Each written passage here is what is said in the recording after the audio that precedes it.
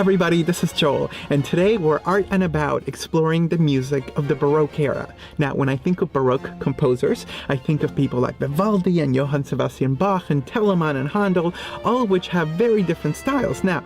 But every time I listen to their music, I get all excited and emotional and all hot and bothered. And I have to wonder, what is it about the Baroque period that makes me feel that way? So we're spending some time with our friends at Mercury Baroque to get some insights. The few things that were characteristic to all art in this period is the desire of grand things. Things are full of flourishing. They are exuberant. They are grand. They are about moving people's passion. That was the most important thing they were trying to do. Is how can we get people with our music, our art, to really feel deeply about love? How can we make them laugh? How can we make them cry? How can you really impress them? And it really was the core desire of these Baroque composers. They were developing virtuosic ideas. It was the period where they started writing things really quickly, and they were developing the technique for the voice and the instrument, and so then you started having big stars. And Vivaldi, for example, Corelli were big violin stars. They could play so quickly, and they would just blast people away with how high and how quick they could play, and people loved it high, and they were rock stars really in there, and the composer were writing for that so that people could just be absolutely amazed. The instruments of the Baroque period are very different from the instruments we have today. Kind of like technology. Things change, things evolve. Sometimes not necessarily for the better.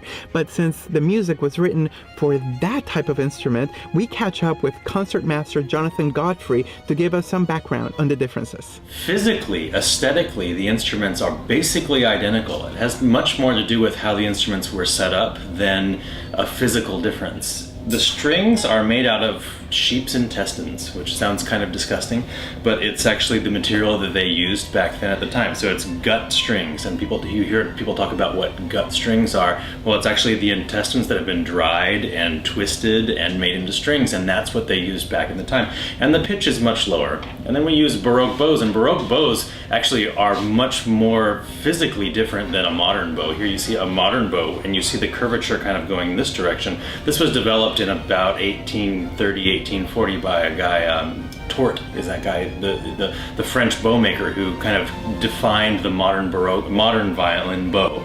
And this is an example of a bow that would have been made in the early 1600s, and you see that it kind of comes to a much more finely tapered point. And what that allows us to do when we play these instruments is the sound has a release in it naturally. It doesn't. This other bow, the modern bow, is designed to equalize the sound from the frog to the tip and to give strength all the way through that note. So just an example of a Baroque sound.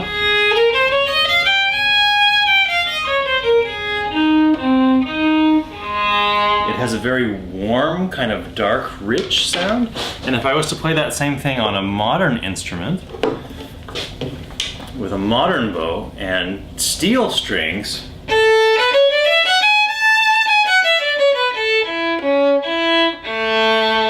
it's also beautiful, but it's different. This instrument would fill a concert hall for 4,000 people, and this is much more something you'd play for 4 or 5 people, or a small court, or like for the king. If you want to feel like a king or queen, make sure that you do not miss Mercury Baroque's Montezuma by Vivaldi, November 20th at the Wortham Center. See you there.